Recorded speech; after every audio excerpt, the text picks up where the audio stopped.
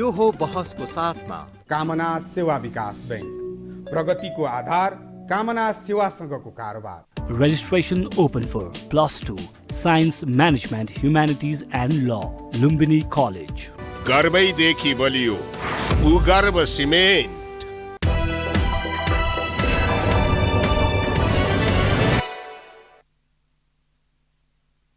नमस्कार, यो बहसमा म यहाँलाई हार्दिक स्वागत गर्दछु। जीवराम भण्डारी। आज यहाँहरू सामुन्ने उपस्थित हुनुहुन्छ भरत दाहाल। उहाँ तृणमूल नेपाल पार्टीका अध्यक्ष हुनुहुन्छ, एउटा राजनीतिक विश्लेषक। उहाँसँग आज म नेपालको यो पछिल्लो विकास भएको राजनीतिक घटनाक्रम यसलाई केन्द्रमा राखेर विश्लेषणात्मक र सूचनामूलक ढङ्गले विविध विषयहरू उठान गर्ने प्रयत्न गर्नेछु। सर्वप्रथम म उहाँलाई स्वागत गर्छु। स्वागत छ यहाँलाई। अब म सिधै कहाँ प्रवेश गर्न चाहे भने सत्ता गठबन्धनले प्रधान न्यायाधीश विरुद्ध आकस्मिक महाभियोग प्रस्ताव दर्ता गर्यो। यससँगै अनेकौं लेखाजोखा हिसाब किताब विश्लेषणहरू मानिसले गर्न थाले।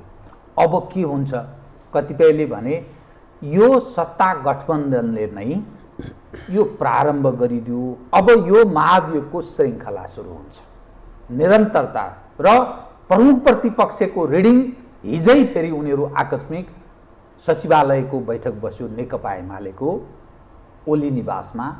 त्यसले यसलाई षड्यन्त्र, गम्भीर षड्यन्त्र भन्यो र त्यसको निश्चय नै उनीहरू आज बस्ने संसदीय दलको 11 बजे बोलाएका छन्। उनीहरूको बैठकले एउटा कुनै ठोस निर्णय गर्छ भनिएको छ। अर्थात् त्यस अन्तर्गत यो श्रृङ्खला प्रारम्भ हुनुको अर्थ उनीहरू पनि त्यही दिशातर्फ जानेछन्। त यो एक हिसाबले हेर्दा शान्त तलाउमा सत्ता पक्ष र पक्ष बीच एक हिसाबले वार्ताको अलिकति अनुकूलको वातावरण बन्दै बन्दै गएको थियो। फेरि अर्को बिग्रन लागेको यो सङ्केतको रूपमा कतिपयले बुझे। तपाईँ बताइदिनुहोस् त, सत्ता गठबन्धनले प्रधान न्यायाधीश विरुद्धको महाभियोग र चुनावको सन्मुखमा यो हुन थालेको गतिविधि, स्थानीय तहको चुनाव वैशाख 30 मा गर्ने भनेर स्वयं सरकारले घोषणा गरेको, एमसीसीको विवाद एकातर्फ छ, शक्ति राष्ट्रहरू बीच विश्व सन्दर्भ हेर्दा अहिले युक्रेनको घटनासँग जोडेर हेर्दा पनि एउटा तनाव विश्वयुद्ध, अर्को विश्वयुद्धतर्फ संसार उन्मुख हुन्छ कि क्या हो भन्ने त्राइमामको अवस्था पनि छ। हामीका यो फुच्चे राजनीतिक खेल प्रारम्भ भएको छ। यो के आन्तरिक मात्रै हो कि बाह्यसँग पनि जोडिएको छ कि यो के हुन सक्छ? म यहीँबाट सुरु गरेँ, कृपया। धन्यवाद जीवराम सर। अब यस्तो जस्तो यसमा केही आन्तरिक कुराहरू पनि, जस्तो यिनीहरूको बिचको केही स्वार्थका कुराहरू पनि जोडिएका छन्। तर यो आधारभूत रूपमा बाहिरकै मुद्दाहरूमा आधारित चाहिँ तपाईँको यो मुभ हो। मलाई त्यस्तो लाग्छ। केही सूचनाहरू मैले पाएको सूचनाहरू हेर्दा जस्तो यससँग यो प्रधान न्यायाधीशको महाभियोगसँग अहिले दुईटा कुरा जोडिएका छन्। धेरै ठाउँबाट बुझ्दा यसको नतिजा के निस्कन्छ त्यो म भन्न सक्दिनँ अहिले। जस्तो एउटा चाहिँ तपाईँको माधव नेपालको पार्टीलाई चाहिँ तपाईँको मान्यता दिने, जस्तो उनको पेशी चढ्या थियो, त्यसलाई एउटा दलका रूपमा चाहिँ तपाईँको मान्यता दिने, अन्तिम निर्णय गर्ने एउटा त्यो चिज जोडिया थियो। र अर्को चाहिँ तपाईँको एमसीसी भयो।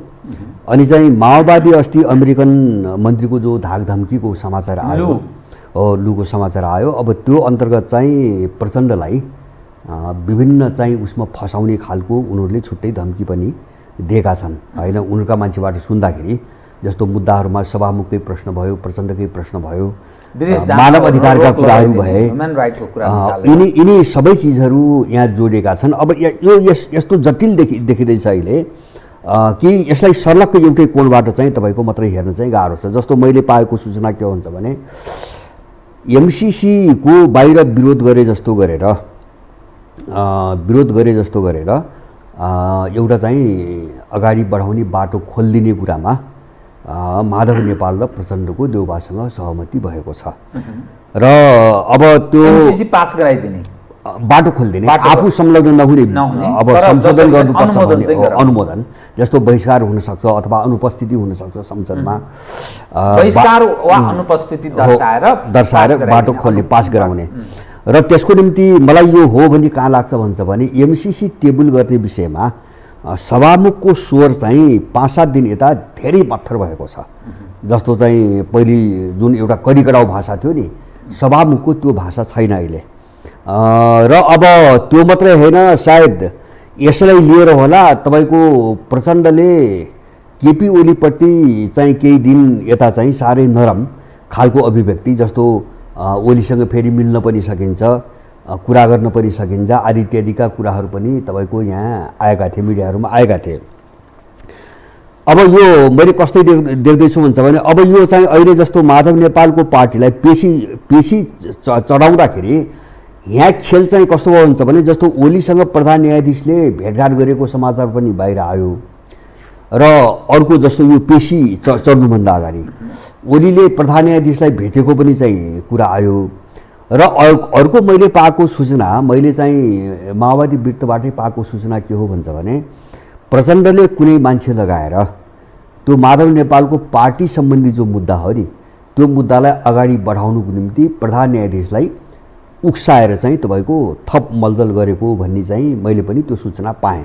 प्रचण्ड स्वयंले आफू होइन, मान्छे लगाएर कुनै परोक्ष ढङ्गले चाहिँ अब प्रधान न्यायाधीशले चाहिँ तपाईँको थाहा नपाउने गरी कुनै मान्छे पठाएर उनलाई चाहिँ त्यो अगाडि बढाउनुको निम्ति उक्साइएको अनि त्यो पेशी चढिसक्यो। मलाई के लाग्छ भन्छ भने, जस्तो अहिले मैले भने नि एमसीसी अथवा यिनका मुद्दा मामिला अथवा चाहिँ अन्तर्राष्ट्रिय राजनीति जेल ल्याएको छ नि, यसलाई अलिकति आफ्नो पक्षमा लैजानुको निम्ति, जस्तो एउटा कुनै निमित्त कारण एउटा दुर्घटना त गराउनु पर्यो होइन, वातावरण गिजोल्न। अब त्यो शिकार प्रधान न्यायाधीशलाई बनाएर अब एउटा खेल अगाडि बढाउने रणनीति अन्तर्गत प्रचण्डले त्यो मान्छे पठाएको हुनसक्छ होइन। जस्तो त कुनै एक्सिडेन्टल घटना त देखाउनु पऱ्यो नि, के त जस्तो महाभियोग आयो नि अहिले। अब यस्तै चिज जस्तो अगाडि बढाउन प्रेरित पनि गरिदिने। अब त्यसपछि तपाईँको अगाडि बढेपछि चाहिँ एउटा हौवा मैले सुनेको जस्तो, अब त्यो पेशीमा चाहिँ माधव नेपालको पार्टी चाहिँ तपाईँको मान्यता प्राप्त गरेन भनेपछि गठबन्धन त टुट्ने भयो। अनि देउबा कहाँ त्यो प्रस्ताव लगियो अरे होइन। अब गठबन्धन टुट्छ, प्रधान न्यायाधीशलाई यसलाई नगर्ने हो भनेपछि अब सरकार पनि रहन्न, तिमी पनि रहन्नौ, हामी पनि रहन्नौ भन्ने खालको त्यो डिलिङ शेरबहादुरसँग भयो। अनि चाहिँ एमसीसीमा त्यही चाहिँ तपाईँको बार्गेनिङ भयो, एमसीसीमा पनि बार्गेनिङ भयो र यो सहमतिबाट यो प्रस्ताव अगाडि बढ्या हो। अब यसमा एउटा माधव नेपालको पार्टी जोडिया छ, एउटा चाहिँ तपाईँको एमसीसी जोडिएको भयो। तेस्रो चाहिँ माओवादीहरूका जो अपराधसँग सम्बन्धित केही केसहरू छन्, तिनी केसहरूबाट उन्मुक्तिको कुरो होला सायद। तर एउटा मैले अहिले के भन्न सक्दैन भन्छ भने, अब यो सबैबाट पार पाउनुको निम्ति अब यो एउटा चक्रव्यूह त बनाए, तर भोलि चाहिँ कसले के भूमिका खेल्छ भन्ने कुरा अझै स्पष्ट रूपमा मैले भन्न सक्दिनँ। जस्तो एमसीसी भन्नुहोस्, एउटा एमसीसी के हुन्छ, जस्तो टेबल भयो भने माधव नेपाल चाहिँ प्रचण्डको चाहिँ पार्टीले त्यहाँ उभिएर चाहिँ विपक्षीमा हात उठाउँछ कि हाम्रो यसमा सहमति छैन भनेर चाहिँ पारित गर्ने बाटो खोल्छ आफू निस्केर। अब त्यहाँ छर्लङ हुन्छ, या त शेरबहादुर अथवा काङ्ग्रेस यिनको हातमा नराम्रोसँग प्रयोग भयो होइन, नराम्रोसँग प्रयोग हुन्छ, या चाहिँ तपाईँको यिनीहरू चाहिँ तपाईँको एमसीसीमा अब खुलेरै प्रयोग हुनुपर्छ। अब यो परिस्थिति किन आयो त भन्छ भने, विश्वको राजनीतिले यिनीहरूलाई त्यो अहिलेसम्म उनीहरूको स्ट्यान्ड के छ भने, जस्तो माधवजीको प्रचण्डजीहरूको यथास्थितिमा एमसीसीलाई ग्रहण गर्न सकिँदैन, संशोधन अनिवार्य छ, यो पब्लिकली भनिरहेका छन्। त पब्लिकली त्यसो भनेको मानिसले प्रत्यक्ष वा अप्रत्यक्ष ढङ्गले त्यो अनुमोदन कसरी गराउन सक्छ? होइन, मान्छेले त बुझ्छन् ढाँटको खेल छैन, यो त जति ढाँटे पनि त्यो त बुझिहालिन्छ, ट्याक्टिकल खेल जे खेल। नै यिनीहरूसँग अर्को उपाय छैन। जस्तो महाकालीमा पनि त यही गरे, यिनलाई त लाज शरम त छैन केही पनि। जस्तो डिपिआर बिनै त्यत्रो सन्धि गरेर अनि चाहिँ तपाईँको पछि सङ्कल्प प्रस्ताव हामीले पारित गऱ्यौँ, अब आधा पानी आउँछ भन्ने खालको प्रचार गरेर मान्छेको मुख थुन्ने त बाटो गरे, जबरजस्ती गर्ने न हो। त्यस कारणले गर्दाखेरि अब मैले भने नि, भोलि चाहिँ तपाईँको त्यो मतदानबाट जस्तो टेबल पनि गर्ने, जस्तो टेबल मात्रै भयो भने पनि यो भित्र सहमति रहेछ भन्ने कुरो प्रश्न हुन्छ। जस्तो अहिलेसम्म त टेबलहरू रोक्या छ होइन। जस्तो प्रचण्ड त्यो पक्षमा गए, माधव नेपाल गए र सभामुखलाई भने त्यो टेबल हुन्छ। टेबल हुने बित्तिकै के थाहा हुन्छ भने एमसिसीकै निम्ति यो प्रधान सेनापतिको यो चक्रव्यूह हो, प्रधान न्यायाधीशको यो चक्रव्यूहको वरिपरि मियो भनेको एमसिसी हो भन्ने कुरो प्रष्ट हुन्छ होइन। त्यहाँ जाने बित्तिकै त्यो थाहा हुन्छ। तर अब चाहिँ अर्को पाटो यससँग के जोडिन्छ भन्छ भने सभामुखले फेरि पनि रोके भने काङ्ग्रेसलाई चाहिँ अरू कसैले चाहिँ यिनको हातबाट प्रयोग गर्न खोजेको बुझिन्छ। मैले भने नि गठबन्धन टुट्छ होइन, गठबन्धन त टुट्छ मलाई लाग्छ हो। जस्तो अहिले रोकेको अवस्थामा गठबन्धन टुट्ने मात्र होइन, यिनीहरू चाहिँ आफू नै कसरी जोगिने, आफ्नो सत्ता कसरी जोगाउने, अब चाहिँ अथवा चाहिँ बाहिरबाट हुने खालको कुनै खालको चाहिँ एउटा आक्रमण हुन्छ नि, जस्तो मुद्दा मामिला कारबाही हत्या हिंसा सारा खालका समस्याहरू छन्, सम्भावनाहरू छन्। अब यसको निम्ति यिनीहरू चाहिँ जस्तो जे पनि गर्न सक्छन्। जस्तो चुनाव घोषणा गरेका छन्, आफै चाहिँ यो हतियार अगाडि प्रयोग गरेका छन्। यसले त अब चुनाव हुने वातावरण त बन्दैन भनेपछि त्यो चुनावको घोषणा चुनाव हुन सक्दैन यथास्थितिमा। अब यो जो वैशाखमा भनिया छ स्थानीय तहको होइन, त्यो त सम्भावना मैले पहिले पनि देखेको होइन। जस्तो अब यस्ता घटनाहरू घटेपछि त्यो सम्भावना झनै हुँदैन। जस्तो अब ओली पक्षले चाहिँ फेरि अरू 4 जनालाई महाभियोग लगाउने भनेको छ, भोलि चाहिँ तपाईँको सभामुखमाथि त्यो विषय आउँछ, त्यसले मुठभेडतिर लैजान्छ। अब सडकको कुरा गर्नुहुन्छ भनेपछि मान्छे चाहिँ लगभग चाहिँ तपाईँको एउटा गर्मीमा सुकेर चाहिँ तपाईँको ऊ भएको चाहिँ पात जस्तो भइसकेको छ होइन। डढेरो लाग्ने बित्तिकै यहाँ के हुन्छ भन्ने स्थिति छैन। मलाई लाग्छ त्यो वातावरण अब यो फागुनदेखि सुरु हुन्छ होइन, देशैभरि सुरु हुन्छ। यो सबै परिस्थितिले तपाईँको चुनाव हुने सम्भावना त मैले देख्दैन। उनीहरूले गरे मुख थोन्नको निम्ति गरे होलान् अथवा कसैलाई चित्त बुझाइदिनुको निम्ति गरे होलान्। अब त्यो चुनाव हुन्छ भन्ने उनले गरे पनि होइन, मलाई लाग्छ उनको त्यो मानसिकता पनि होइन। अब यो दुईटाको जवाब तपाईँ एकैचोटि दिनुहोस् त। सुनिँदैछ, सूचनाहरू आइरहेका छन्, यो ओली नेतृत्वको सरकारले संवैधानिक निकायहरू जस्तो प्रमुख निर्वाचन आयुक्तदेखि निर्वाचन आयुक्तहरू कतिपय संवैधानिक निकायहरूमा जुन ढङ्गले नियुक्त गरेको थियो त्यस उप पनि यो सरकारले पुनर्विचार गर्ने, किनभने त्यो प्रारम्भ न भयो महाभियोगको र त्यो नियुक्ति बदर गराउने त्यो सर्वोच्चमा एउटा मुद्दाको पनि विषय छँदैछ एकातर्फ यो।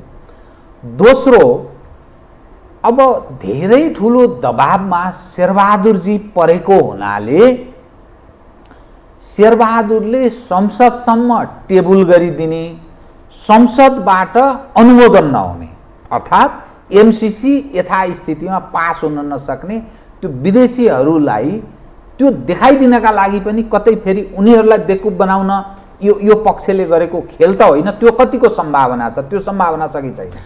त्यो सम्भावना यसो पर्छ। जस्तो एमसिसीको प्रावधान के हो भन्छ भने संसदमा त्यो विषयमा छलफल गर्न पाइन्न, त्यो सम्झौतामै त्यो छलफल रोकेको छ।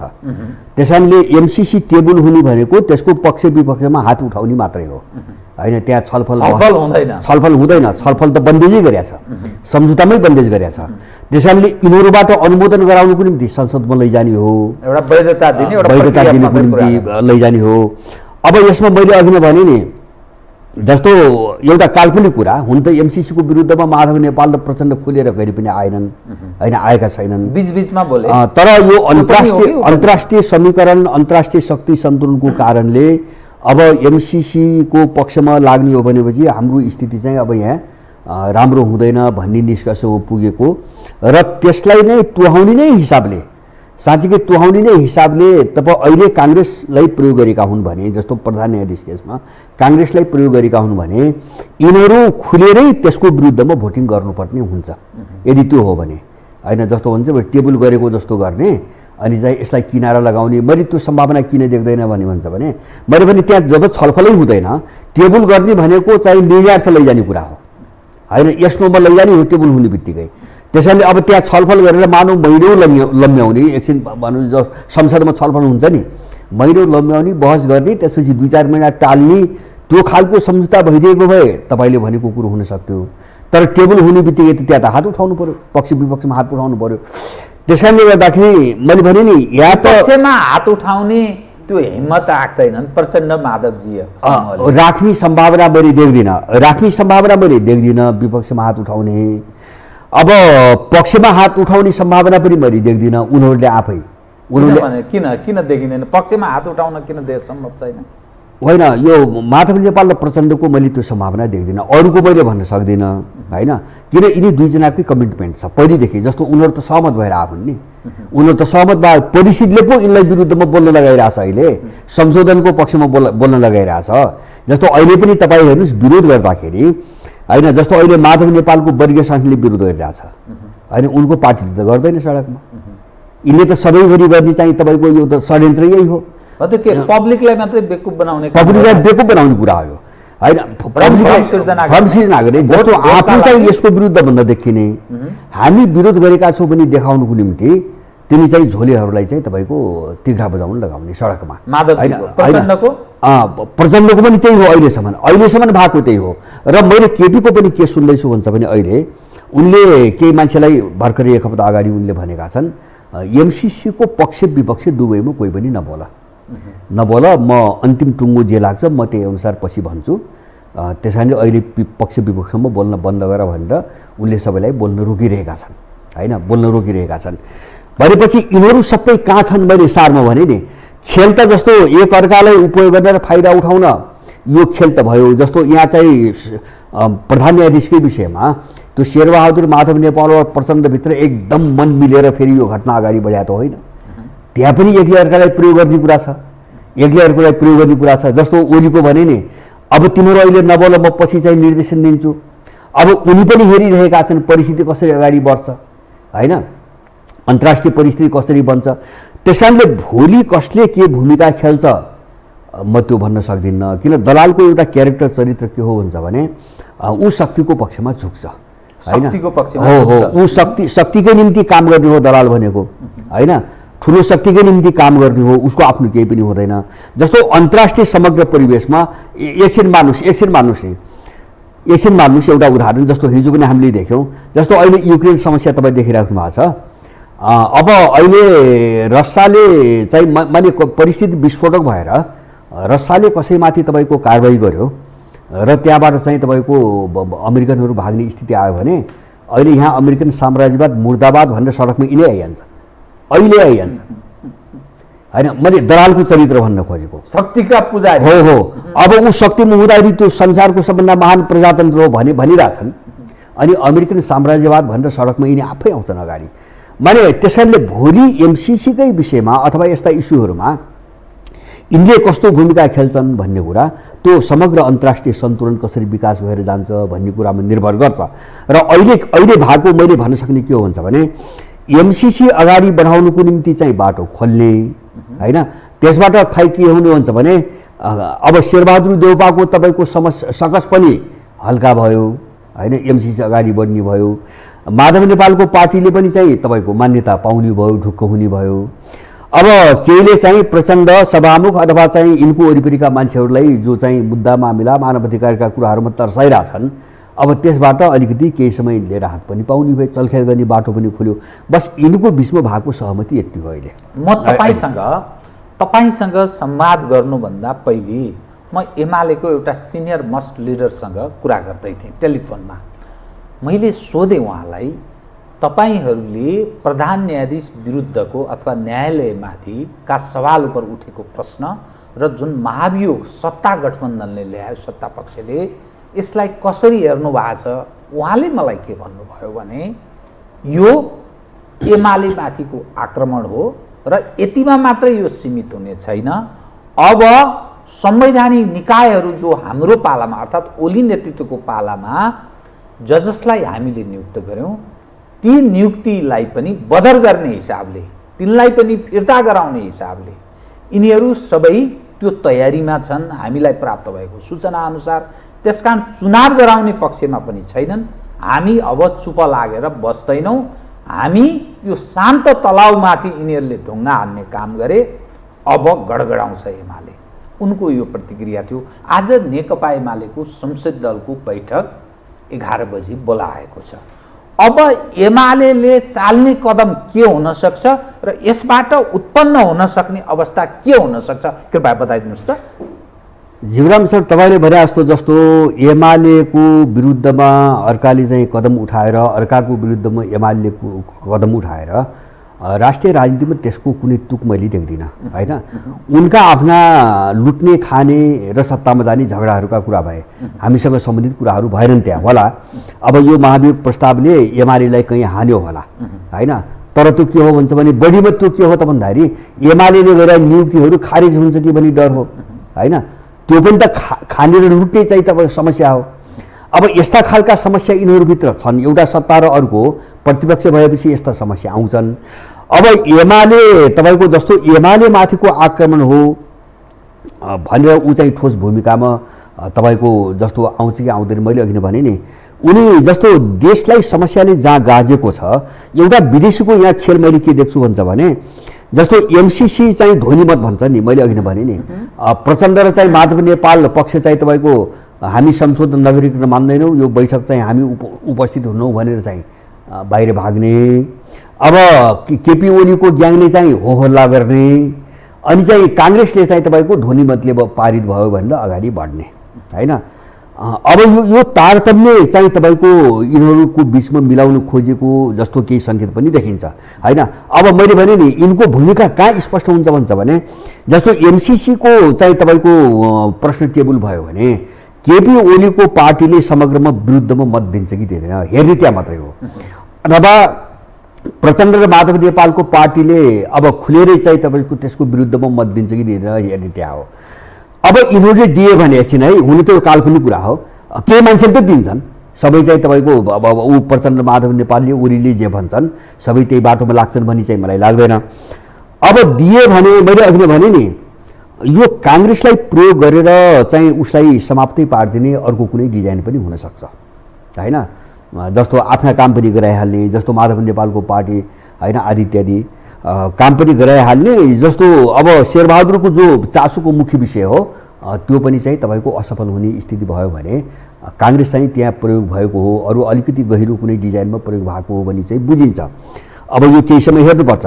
र यसको अर्को पाटो के पनि हो भन्छ भने जस्तो मैले भने नि केपी ओली होहल्ला गर्ने, प्रचण्ड र माधव नेपाल हामी चाहिँ बहिष्कार गर्छौँ भन्ने, काङ्ग्रेसले ध्वनिमतबाट अगाडि बढाउने, साँच्चीकै त्यो दिशातिर तपाईँको गयो भने यसको अर्को पाटो के हो भन्छ भने जस्तो एमसीसी पारित गर्ने, त्यसपछि अब त्यसको विरुद्धमा चाहिँ तपाईँको जनमत जो भड्किन्छ नि त्यो भड्किन नदिनुको निम्ति मानसिकता पुरै डाइभर्ट गर्नुको निम्ति अब यिनी दलालहरूलाई भिडाउने होइन। दलालहरूलाई भिडाउने त बाटामा अर्कैतिर लैजाने होइन। जस्तो एमसीसीको विषयमा मान्छेले सोच्नै नपाओस्। अब जस्तो त्यो के हुनसक्छ भन्छ भने ओलीले अर्को महाभियोग होइन, त्यसपछि सभामुखमाथि महाभियोग, अनि बिस्तारै बिस्तारै चाहिँ यिनका नियुक्तिका खारेजी, त्यसको विरुद्धमा चाहिँ प्रदर्शन मुठभेड, अनि चाहिँ तपाईँको चुनाव नहुने। अब यस्तै चाहिँ अराजकता फैलाएर एउटा हिंसा र मुठभेडको दिशातिर लैजाने। अब त्यतातिर गयो भने मुख्य प्रश्न त्यो भएर आउँछ। अब एमसीसीतिरबाट मान्छेको ध्यान त हट्छ। अब अनि त्यसपछि यसलाई अगाडि बढाउने कार्यान्वयन गर्ने बाटो खोल्नको निम्ति यो विदेशीहरूको डिजाइनमा यिनलाई जुधाउने एउटा योजना बनेको पनि हुनसक्छ। त्यो सम्भावना मैले एकदमै बढी देख्छु होइन। जस्तो एमसीसीको विषयमा जो अस्पष्टता यिनले देखाइरहेछन् नि, स्पष्टमा जो बोलिरहेको छैन नि, यो हेर्दाखेरि यिनलाई लडाउने र जुधाउने एउटा डिजाइन, लडाउने जुधाउने उतैतिर लैजाने। जस्तो 10 वर्ष त हामीले युद्ध त हेऱ्यौँ नि होइन। मान्छेको ध्यान कतातिर आकर्षित गरेर यिनले ड्याम दरबार हारे होइन। जो मान्छेले चाहिँ कल्पना गर्न सकिरहेको थिएन उहाँ हात हाले। अब त्यसपछि त्यत्रो युद्ध भयो होइन, तपाईँको सेना र माओवादीको बिचमा त्यत्रो युद्ध भयो, अनि मान्छेले कल्पनै गर्न नसकेका गरी चाहिँ तपाईँको बारबुदीमा लगेर सबैलाई जोड दिए भने यस्तो त धेरै पहिलेदेखि गर्दै आएका छन्।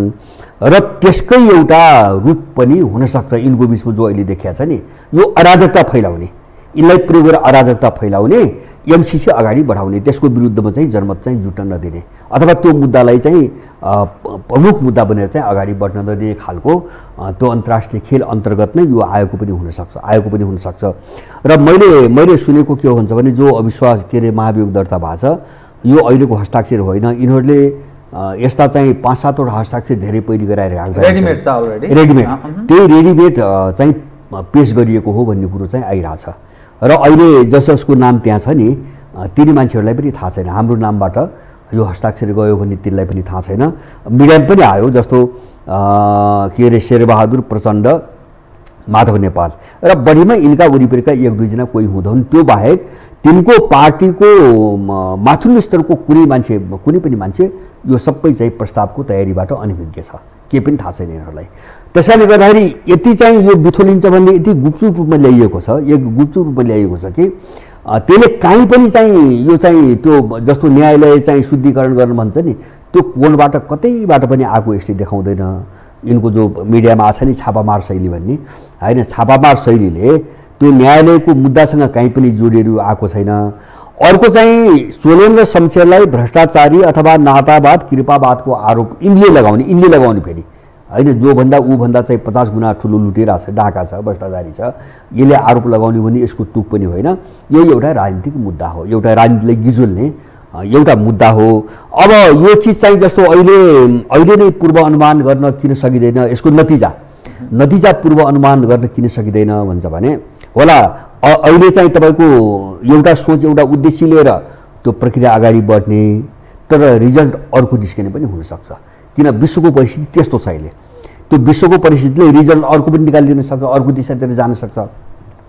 त्यसैले यही हुन्छ म भन्न सक्दिनँ। तर एउटा के निश्चित हो भन्छ भने नेपालमा फेरि देशमा अर्को अराजकता फैलाउने दिशातिर यिनीहरू गए, आफ्नो सुरक्षाको निम्ति फेरि धमिलो वातावरण सिर्जना गरेर चाहिँ आफू बाँच्ने भन्ने होला। अब अमेरिकनसँग कम्प्रोमाइज सम्झौता गरे होलान्, किन तिनकै निम्ति काम गरे, हिजो अपराध गरे, अब उसले त्यही समातिरहेको छ अहिले, होइन। युद्धका नाममा चाहिँ तपाईँको अपराध गरे, अपराध उसैले गरायो, उसैले त्यही अपराध समातिरहेको छ अहिले, त्यहीबाट काम गरिरहेछ। अब यिनका यस्ता आफ्ना व्यवस्था होलान्। तर एउटा कुरा के निश्चित भयो भन्छ भने देशलाई अराजकतातिर लग्ने पहल यिनले सुरु गरे, होइन। त्यो पनि सत्ता गठबन्धन, प्रधानमन्त्री भएको व्यक्ति निर्लज्जतापूर्वक प्रधान न्यायाधीशमाथि महाभियोग प्रस्ताव चाहिँ अगाडि बढाउने कुरामा चाहिँ अगाडि बढिरहेको छ। यसलाई कसरी हेर्नुपर्छ बताइदिनुहोस् त। यो कतिपय मानिसले भन्छन् यो प्रक्सी प्रकृतिको वार प्रारम्भ भयो, देखिँदा नेपालभित्रको जस्तो देखिन्छ, तर यो हो चाहिँ पश्चिमी तागत उत्तर दक्षिण बिचको यो आन्तरिक लडाईँ पनि प्रारम्भ हुन थाल्यो, यस रूपमा पनि भन्छन् कतिपयले। र सत्ता गठबन्धन स्वयं प्रधान न्यायाधीशका विरुद्ध महाभियोगमा गयो, प्रमुख प्रतिपक्ष त्यसको बारेमा रिथिङ गरिरहेछ। यो घटना र यसले अर्को के परिणाम ल्याउन सक्छ?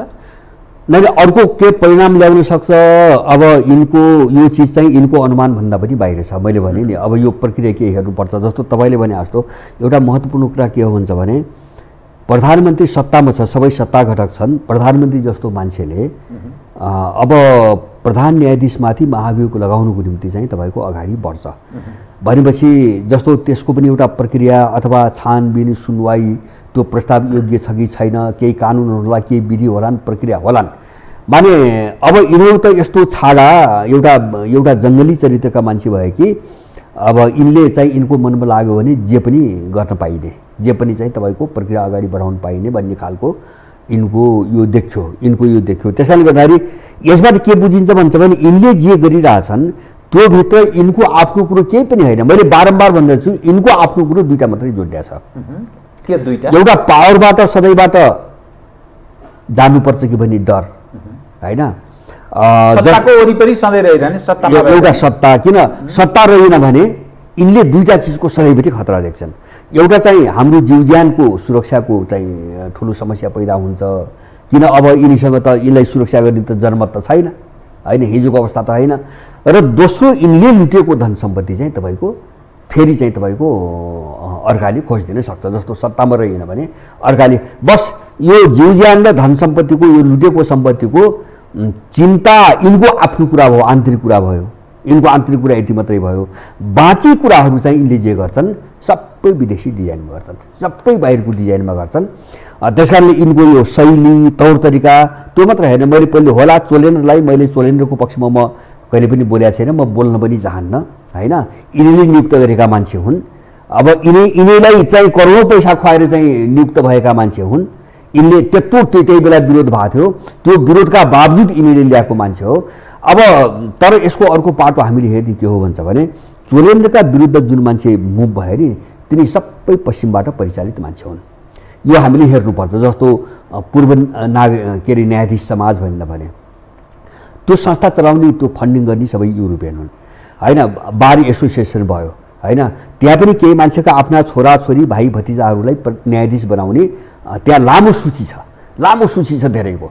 अहिले अग्रपन्थीमा जो नेता भइरहेछ नि त्यहाँ स्वयं बिछोलियाको काम गर्छ एक होइन, सधैँ उसले गर्दै आएको त्यही हो। त्यो चाहिँ अहिले त चोलेन्द्रसँग काहीँ स्वार्थ मिलेर पो तपाईँको बार विरुद्धमा आयो। यसभन्दा अगाडि बारले के हेरेको थियो? चोलेन्द्रभन्दा अगाडि चाहिँ तपाईँको न्यायालय एकदम शुद्ध थियो, न्याय दिइरहेको थियो। त पैसा नखाइकन कुन मान्छेले न्याय पायो कहिले नेपालमा? यो अझ 63 सालपछि भनेपछि बार त मौन थियो होइन, किन यिनको पनि सबै स्वार्थपूर्ति भइरहेको थियो। अहिले त चोलेन्द्रसँग काहीँ टसल भयो। मैले भन्न खोजेको बार सबै पश्चिमी पैसाबाट चल्छ। अब पूर्व न्यायाधीश समाजको फन्डिङ सबै चाहिँ युरोपियनहरूले गर्छन्।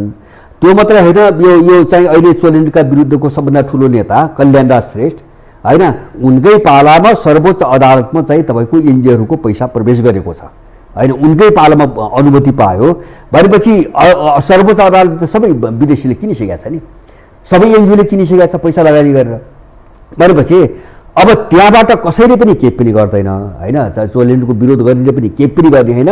बढीमा के हो भन्छ भने उनका आफ्नो स्वार्थ पूर्ति गर्ने, भोलि देखाउनुको निम्ति चोलेन्द्रले गरेका केही निम्ति यताउति केही होलान् तिनलाई बदर गरेर हामीले उनले गरेको व्यथिति सच्याउ भन्ने बाहेक अरू यिनले गर्ने केही पनि होइन।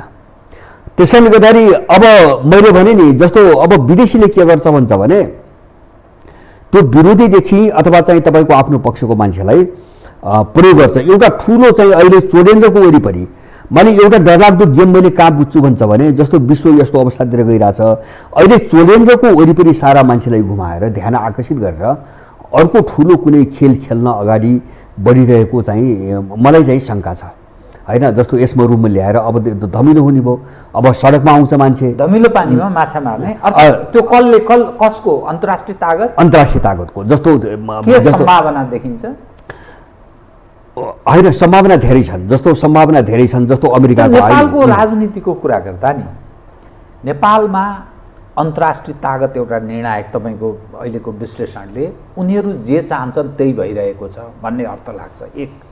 दोस्रो र त्यसका लागि एक्टरहरू चाहिँ नेपालको राजनीतिक पार्टी हुन्, अर्थात् यिनै सत्ता पक्ष प्रमुख प्रतिपक्ष यिनै नै प्रयोग भइरहेका छन् भन्ने अर्थ लाग्छ तपाईँको यो सारा विश्लेषण सुन्दा।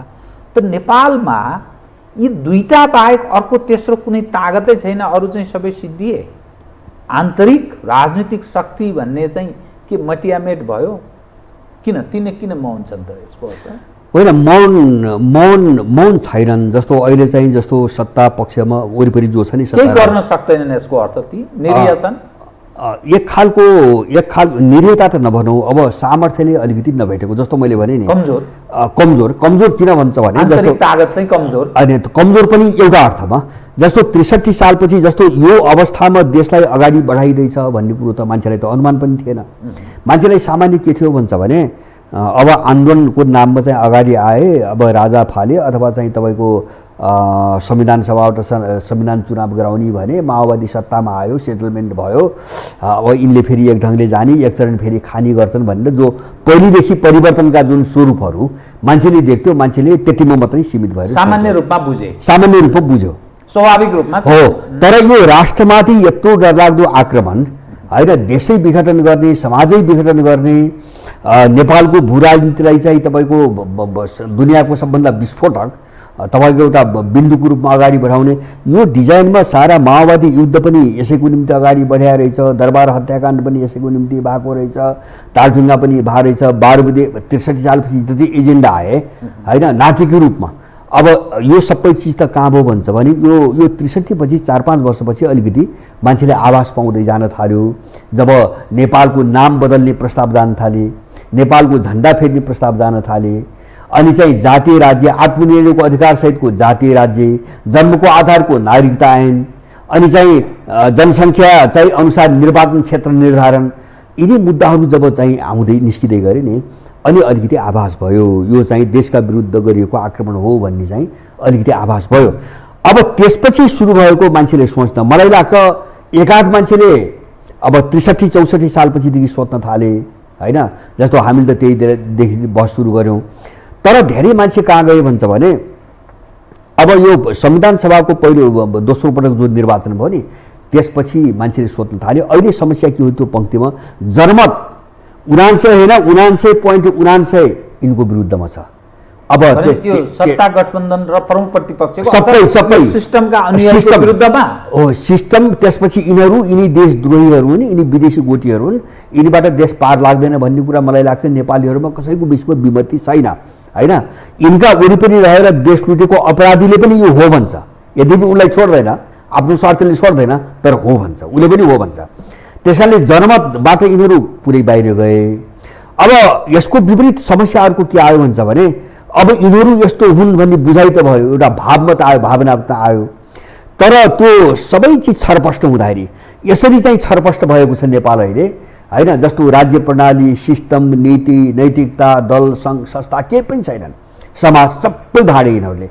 तब यो सबैतिर छताछुल्ल भएको जो चिज छ नि, अब यो थेग्रिनको निम्ति चाहिँ समस्या भइरहेछ। टाइम त्यसले लियो, मैले भने शक्ति नभएको होइन, यो थेग्रिनको निम्ति अलिकति टाइम लियो।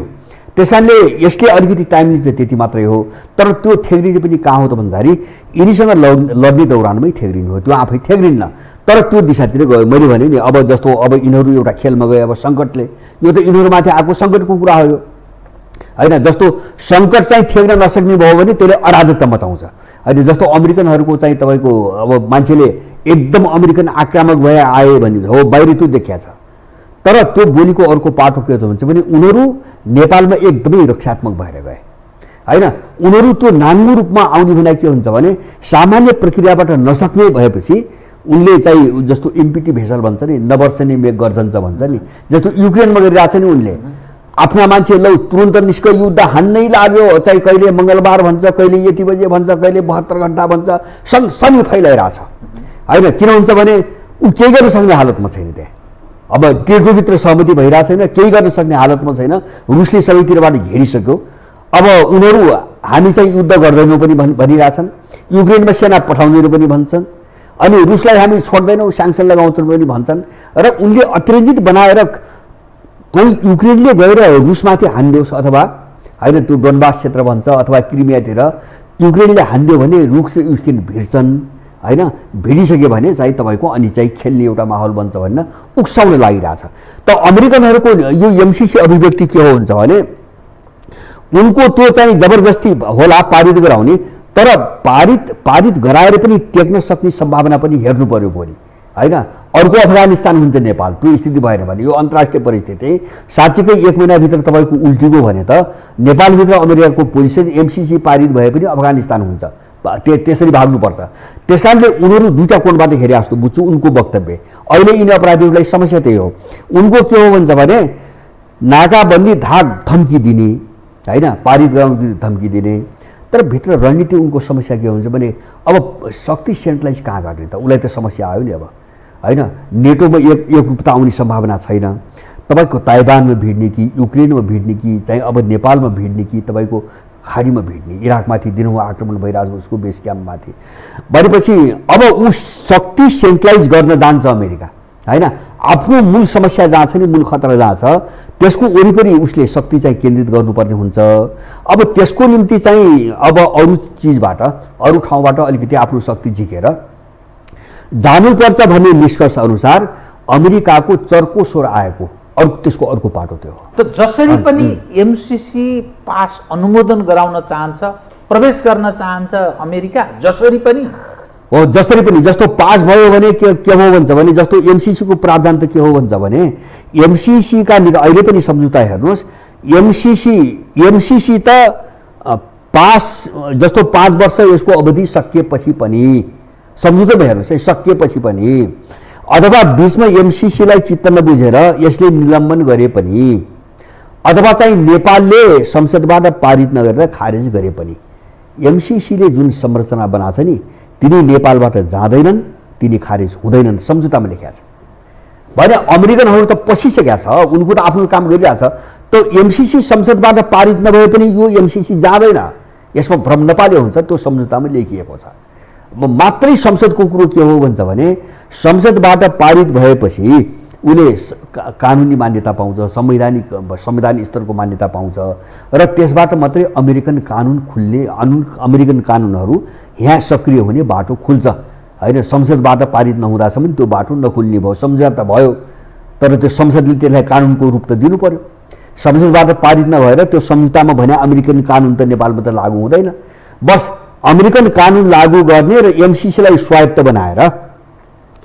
बनाएर उसलाई चाहिँ स्वतन्त्रतापूर्वक काम गर्नुको निम्ति वातावरण खोल्नको निम्ति मात्र यो संसदको रडाको आएको हो हैन। अरू कुनै अर्थ छैन, संसदमा लग्नुको कुनै अर्थ छैन। भनिन्थ्यो विगतमा के भने अमेरिकाले नेपाललाई हेर्ने दिल्लीको चस्माबाट हेर्दछ भनेर भन्थे। त नेपालको आन्तरिक राजनीतिमा बाह्य प्रभाव पार्ने शक्ति राष्ट्रहरूको कुरा गर्दा नम्बर 1 भारत, नम्बर 2 उत्तर छिमेकी या अमेरिका, या नम्बर 3 मा उत्तर छिमेकी या अमेरिका र उसकै नजिकका पश्चिमा राष्ट्र, खास गरी युरोपियन मुलुकहरूको नेपाली समाजमा सधैँ चर्चा हुने गर्दछ। त एमसिसी अर्थात् जो भारतमा एउटा भ्रम छ, नेपाल भनेको हाम्रो खल्ती हो, खल्तीको नोट हो, अर्थात् हामी जुन बेला जे चाहन्छौँ त्यहाँका नेताहरूलाई, शासक प्रशासकहरूलाई प्रयोग गर्न सकिहाल्छौँ।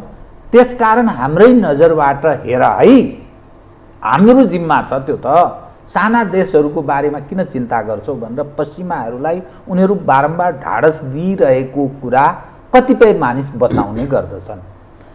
त अहिले ऊ प्रत्यक्ष अमेरिका नेपालमा आउनु भारतहरू पनि त्यसका लागि तयार भएको यस रूपमा बुझ्ने र यसको लक्षण के हो, यसको परिणाम के हो, कहाँ जान खोजेको, यसलाई कसरी हेर्ने हो? यो इन्डियासँग यो एमसिसीको विषयमा पहिले नै सहमति भएको छ। जस्तो इन्डियासँग सहमति नगरिकन उनले दस्तावेजमा भारतको समर्थन हुनुपर्ने छ भन्ने कुरो राख्दैन हैन।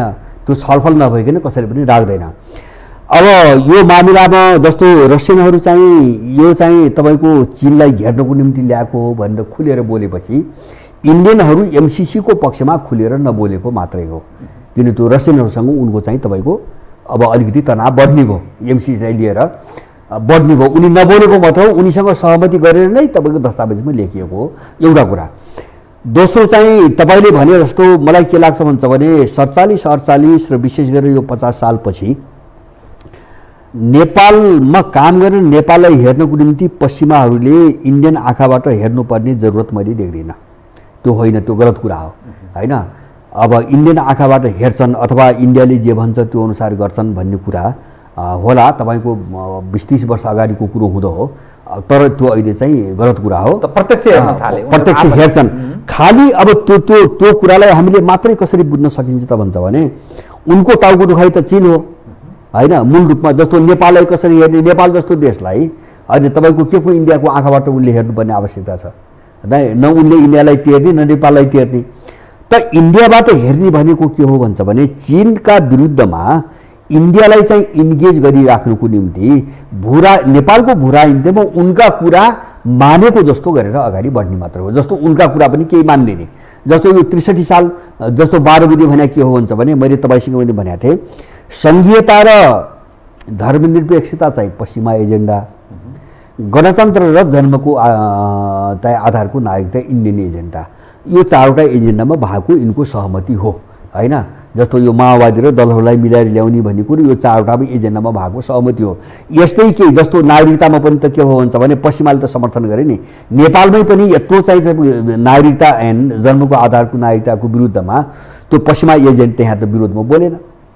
इन्डियन मात्र होइन, पश्चिमा एजेन्टले पनि त बोलेन होइन। तपाईँ त्यति मात्र होइन, तपाईँको गोविन्द गौतमको हत्या हुँदाखेरि अब त्यो तराईमा जब अलिकति त्यहाँ उथल पुथल चाहिँ तनाव भइरहेको थियो नि, त्यो इन्डियन र चाहिँ पश्चिमाहरूको एउटा संयुक्त चाहिँ तपाईँको उसमा चाहिँ तराईमा ऊ भइरहेको थियो।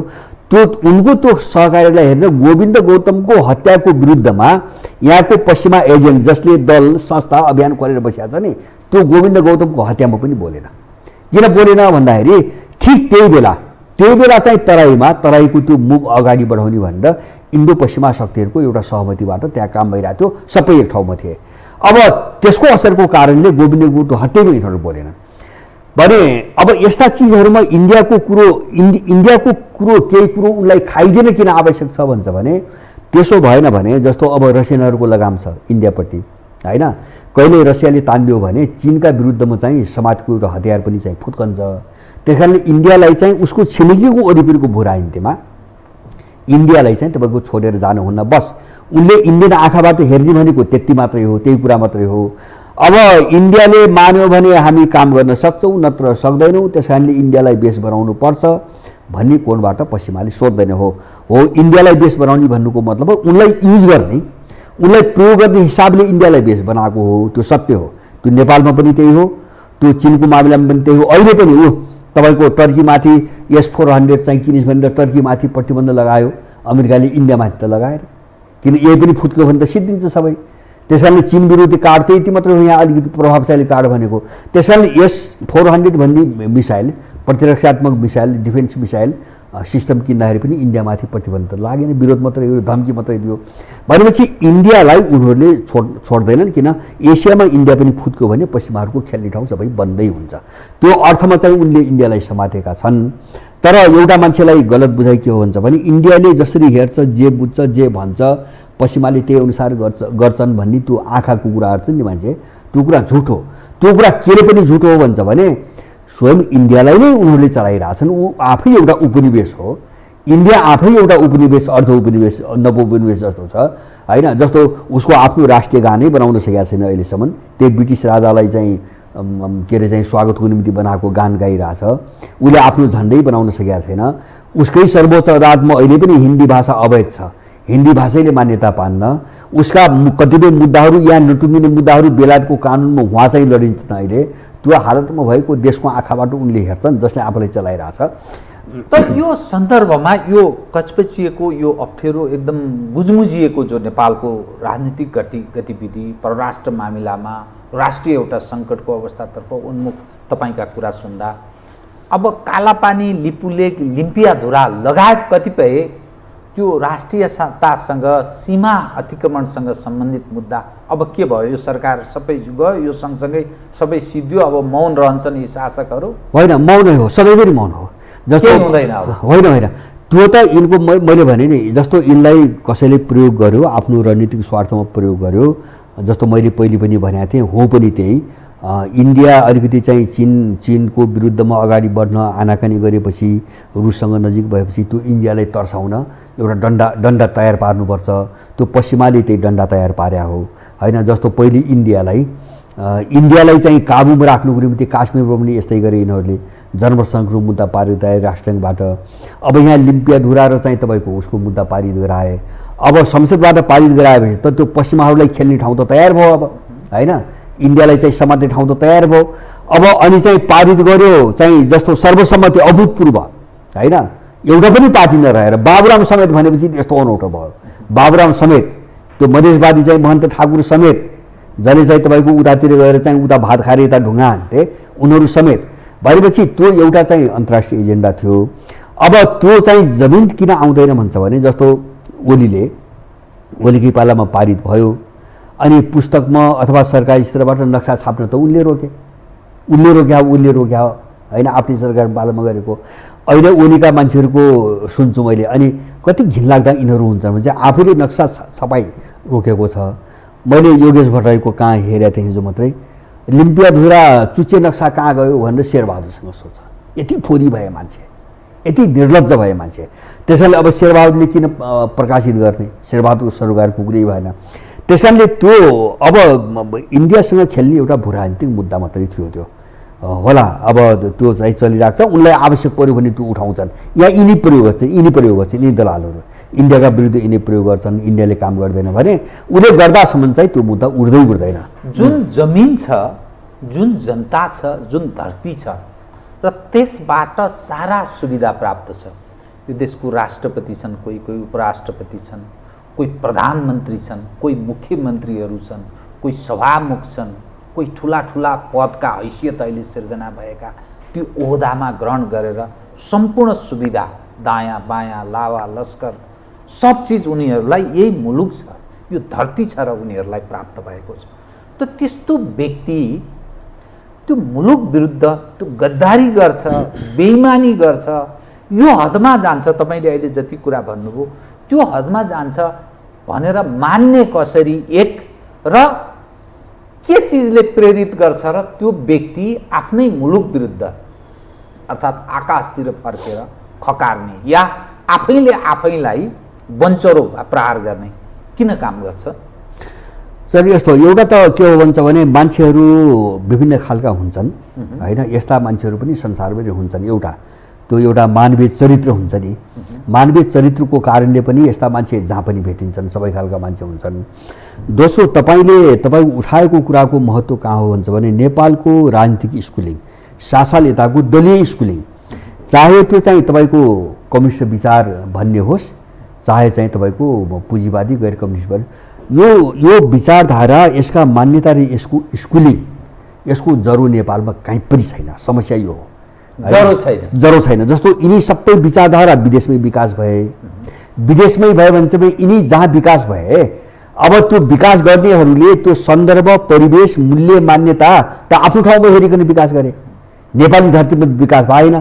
त्यस कारण यसको भाष्य पुरै विदेशी छ, यसको स्कुलिङ विदेशी छ। यो स्कुलिङले जहिले पनि स्वदेशको विरोध र विदेशको भक्ति सिकाउँछ। मूल समस्या त्यो स्कुलिङ। जस्तो हामी त हाम्रो देश, हाम्रो सभ्यता, हामी आफू, हाम्रा संस्कृति, संस्कार, हाम्रा स्रोत साधन हेरिकन यो विचार र यहाँको शिक्षा प्रणाली अगाडि बढिएको भए माने त्यसको दिमाग चाहिँ अलिकति नेपालीपनबाट चाहिँ तपाईँको अगाडि बढ्थ्यो। माने हाम्रो चिन्तन प्रणाली र हाम्रो जो विचार प्रणाली छ नि, यो नै अहिलेको मान्छेलाई अपराधी गराउने मुख्य समस्या हो। अहिलेको दलका मान्छेलाई पुरै अपराधीकरण गर्ने मूल समस्या हो। उसको दिमागमा, उसको स्कुलमा के छ भन्छ भने नेपाल भन्ने चिजै छैन र आफ्नोपन भन्ने चिजै छैन क्या। किन उसले चाहिँ जानेदेखि, राजनीतिको र सुरु गरेदेखि उसको दिमागमा त्यो विदेशी भाष्यको जहर घोलिएको छ हैन। जस्तो पात्रहरू त्यही छन्, विषयवस्तु त्यही छ, सन्दर्भ त्यही छ। जस्तो कतिपय परिवर्तन राम्रा कामहरूको उदाहरण हुँदाखेरि हामीलाई रुसकै नाम लिनुपर्छ, हामीलाई अमेरिकाको नाम लिनुपर्छ, हामीलाई ग्रिसको नाम लिनुपर्छ, अथवा हामीलाई अर्काको नाम लिनुपर्छ। नेपालमा पनि त्यस्तो थुप्रै भएको छ, कसरी नेपालको नाम लिँदैन? किन? त्यो दिमाग त्यसरी बनेको छ। त्यस कारण यिनीहरूलाई अपराधी माने यो पढाइ स्कुलिङको चाहिँ तपाईँको राजनीति हो यो विचारधारा। किन? यसको विकास पनि उतै भयो। अब उतै विकास भएको हुनाले उनले त आफ्नो मूल्य, मान्यता, आफ्नो आवश्यकता, मैले बारम्बार भन्छु जस्तो संसदीय प्रणाली भने त संसदीय प्रणाली मैले उदाहरण चाहिँ बेलायतको राजा र चाहिँ तपाईँको पार्टीहरूको बिचको लडाइँपछि एउटा पावर कसले कति सेयर गर्ने भन्ने एउटा सम्झौताको दस्तावेजमा हो। त्यो त अरू त्यो त केही पनि होइन, त्यो त उनको आवश्यकताबाट आएको र त्यो एउटा उनको आवश्यकताबाट आएको र त्यसमा पनि एउटा अंश, पावरको अंश मात्रै जोडिएको, जो डेमोक्रेसी भन्छ नि, मैले त्यहाँ भन्दैछु हैन। जस्तो उनको इकोनोमीमा समस्या थिएन त्यहाँ लडाइँमा हैन, उनको सभ्यताको मुद्दा त्यहाँ थिएन, लडाइँमा समस्या थिएन, सबै चाहिँ उनको बनाउँथ्यो। उनको समस्या राजा र दलहरूको बिचमा पावर कसरी बाँडफाँड गर्ने समस्या थियो। त्यसैले डेमोक्रेसीको व्याख्या त्यही ढङ्गले गरे उनी, पावरको चाहिँ तपाईँको समीकरण मिलाउने। त्यही भएर यहाँ त्यो भाष्य आयो नि, डेमोक्रेसी भनेको पावर कब्जा गर्ने, सत्ता कब्जा गर्ने, शक्ति कब्जा गर्ने, प्रतिस्पर्धा गर्ने, लड्ने, मार्ने, बस डेमोक्रेसीलाई यति हो। किन? त्यो बेलायती आवश्यकतामा जे व्याख्या भयो यहाँ त्यति आयो अनि यिनले सबै खाइदिए, त्यो पावर बाहेक सबै खाइदिए। यो म तपाईँसँग कार्यक्रमको ठिक अन्त्यमा आएँ, मसँग समय धेरै बाँकी रहेन कि यो प्रधान न्यायाधीश विरुद्धको महाभियोग, यो प्रारम्भ भएको श्रृङ्खला, यससँगै कुनै खतरनाक डरलाग्दो दुर्घटनाको तपाईँ सङ्केत देख्नुहुन्छ राजनीतिक हिसाबले या अरू कुनै कारणले? यो अब प्रारम्भ भयो, किनभने एक हिसाबले अलि तरल अवस्था त थियो नेपालको राजनीति, कता मोडिन्छ के हुन्छ भन्ने त लागेकै थियो। तर जुन ढङ्गले सत्तापक्ष स्वयं आयो नि, जाइ लाग्यो भन्ने हिसाबलाई पनि बुझ्न सकिन्छ। सत्तापक्षले नै गरेको जो घटना छ, यससँगै अब कुनै अर्को ठुलो दुर्घटना कुनै निम्तिन सक्ने खतरा तपाईँ देख्नुहुन्छ? एकदम होइन, खतरा मात्रै होइन, मैले सायद तपाईँसँगै हो, मैले अन्तत धेरै भने। अब यो अन्तिम चरण हो, यिनीहरूको यो जो नाटक, यो प्रहसन जो लामो समयदेखि चल्यो नि, यो अन्तिम चरणमा प्रवेश गरिसकेको छ हैन। अब त्यो बिस्तारै संविधान जारी भएपछि सुरु भएको हो, यो क्लाइमेक्समा पुग्दैछ। अब यो भनेको के हो भन्छ भने यिनको अन्तिम विसर्जन र चाहिँ विनाशको चरण हो। त्यसकारणले सबैको तर्फबाट यो अन्तिम सम्पूर्ण शक्ति प्रयोग हुन्छ। अब त्यसैले अबको चरण केही समय है, अब त्यो अवधि मैले भन्न सक्दिनँ, 5-7 महिनादेखि 1-1.5 वर्ष पनि जान सक्छ। यो अत्यन्तै पीडादायी, अत्यन्तै तिक्ततापूर्ण र मान्छेले कल्पना नगरेको हैन एउटा चाहिँ तपाईँको ढङ्गको हुन्छ अब यो। किन? यसपछि चाहिँ बादल फाट्छ, यो धमिलो छ नि, यसपछि बादल फाट्छ। बादल फाट्नुभन्दा पहिले उही बच्चा जन्म प्रसव वेदना भन्छन् नि, यो प्रसव वेदनाको चरण हो नेपालको। त्यस कारणले गर्दाखेरि अब हिंसा पनि हुन्छ। अब त्यस कारणले मैले भन्छु कि बढी आदर्शवादी बन्न नचाहेर मैले के भन्छु भने नेपालको परिस्थितिले एउटा चाहिँ तपाईँको गतिलो मुठभेडको माग गरेको छ। जस्तो विश्व जुन ठाउँमा आइपुग्यो नि अहिले, होइन, जस्तो हामीले नचाहेर पनि जति चाहिँ तपाईँको शान्तिवादी भएर चाहिँ कुरा गरे पनि त आखिर विश्वको राजनीति पनि त एउटा शक्ति राष्ट्रहरूका बिचमा मुठभेडको पोइन्टमा त आइपुग्यो, एकाएक आइपुग्यो भन्नुहोस्। भित्र त्यो प्रक्रिया त विकास भइसकेको हुन्छ नि। युक्रेन यति बेला यति छिट्टै यति विस्फोटक होला भनेर त मान्छेले अनुमान त थिएन, होइन। यहाँ कतिपय मान्छेहरू त के भन्छ भने कहाँ युद्ध हुन्छ शक्ति राष्ट्रहरूको बिचमा यस्तो व्यापारी युगमा। अब यस्ता अबुझ मान्छे पनि थिए। नेपालले मुठभेड मागिरहेको छ परिस्थिति हेर्नु भने है, हामी त्यसको निम्ति तयार हुनुपर्छ। अब त्यो मुठभेड बहुआयामिक हुन्छ।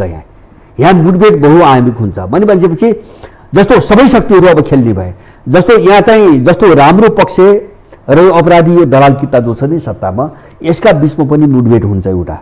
यसमा हामीले अब शङ्का गर्नु हुँदैन। दोस्रो, यिनीहरू बिचमै मुठभेड हुन्छ, होइन। जसलाई विदेशीले प्रयोग गर्दै आए यिनकै बिचमा मुठभेड हुन्छ, किन उनलाई पनि त निकास चाहिएको छ नि यिनीहरूभित्र जो गत्यावरोध जो आयो नि, मैले तपाईँसँग पनि भनेको थिएँ। जस्तो यो यिनको टुटफुटको जो प्रक्रिया सुरु भयो नि, यो त उनीहरूले आफ्नो काम नभएपछि यिनी सबैलाई तोडेर एउटा नयाँ समीकरण बनाउनु खोजे मात्रै हो, केही पनि होइन। जस्तो यही एमसिसीको निम्ति केपी र प्रचण्ड जुटाए भएन, नभएपछि फुटाइदिए। अब शेरबहादुर देउवा संसदबाट चाहिँ प्रधानमन्त्री हुने सम्भावना भएन, न्यायाधीशबाट घोषणा गराइदिए। अब यो त गर्दै आछन्। त्यस कारणले एउटा चाहिँ मुठभेड यिनीहरूकै बिचमा, अर्को मुठभेड यो दलाल सत्ताहरू चाहिँ यसको विरुद्धमा रहेकाहरूको बिचमा, र तेस्रो खतरा मैले के देख्छु भने अन्तर्राष्ट्रिय शक्तिहरूले एउटा अराजकता, हिंसा र रक्तपातको वातावरण बनाउनु निम्ति अर्को कुनै डिजाइनबाट आक्रमण गर्छन्। मैले त्यो सम्भावना बढी मुजाहिद्दिनको नामबाट देखिरहेको छु। किन यिनले 3-4 वर्ष भयो नेपालमा मुजाहिद्दिनको खतरा भनेर अमेरिकन र इन्डियनले रिपोर्ट लेख्न लागेको 4 वर्ष भयो। 18, 19, 20, 21, 18बाट यिनले सुरु गरे हुन्। तर उनले त्यस्तो खालको एउटा आपराधिक गिरोह तयार पारेर बसेका छन् र त्यो आवश्यकता महसुस गर्न दिन उनले त्यसलाई प्रयोग गर्छन्। अब यो सबै चिज हुन्छ नेपालमा एकपटक। त्यसपछि अब यसले कुन दिशातिर जान्छ भन्ने कुरा हामी कसरी जान्छौँ, जान्दै यिनी पनि जान्छन् आफ्नो सोचबाट भन्ने हो। मेरो एउटा अनुरोध के हो भने अहिले देशको निम्ति भन्नुहोस्, अहिले छोटोमा भन्दाखेरि जस्तो यसप्रति चिन्ता गरेको सुन्छु मैले, होइन। राजा ज्ञानेन्द्रको मैले चिन्ता गरेको त्यो वक्तव्यहरू बारम्बार सुन्छु, होइन। त्यो चिन्ता हो भने आउने बेला यही हो, मेरो भनाइ थियो, आउने बेला यही हो, होइन। मैदानमा आउने बेला यही हो। र हामी पनि जो छरिएका छौँ, होइन, जो चाहिँ साँच्चीकै चाहिँ देशप्रति चिन्ता गर्नेछौँ, सबै मान्छेहरू जुट्नुपर्ने बेला यही हो। कुनै पनि विदेशीलाई नबोकेर है, हाम्रो आफ्नो राष्ट्रिय हितलाई मात्रै हेरेर जुट्ने बेला यही हो। र यिनीहरूसँग भिड्नै पर्छ। म आदर्शवादी बन्न चाहन्न, यिनीसँग भिड्नै पर्छ, यिनीहरूसँग मुठभेडमा जानै पर्छ, यिनीहरूसँग हामी लड्नको निम्ति तयार हुनैपर्छ। र यो दिशातिर गयौँ भने मलाई लाग्छ नेपालले छिट्टै निकास पाउँछ। यिनको ग्राउन्ड सबै भत्किसकेको छ। हस्, धन्यवाद। हस्, धन्यवाद। आदरणीय दर्शकवृन्द, उहाँ हुनुहुन्थ्यो भरत दाहाल, तृणमूल नेपाल पार्टीका अध्यक्ष तथा राजनीतिक विश्लेषक। समसामयिक विषय केन्द्रित गरिएको कुराकानी। मसहित मेरो सम्पूर्ण युनिटलाई कार्यक्रमबाट बिदा दिनुहोस्। तर यो हो टेलिभिजन, हेर्दै रहनुहोला। नमस्कार।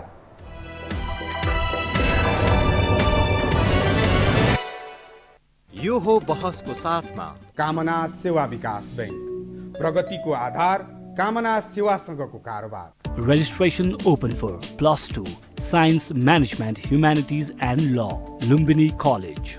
गर्वैदेखि बलियो भूगर्भ सिमेन्ट।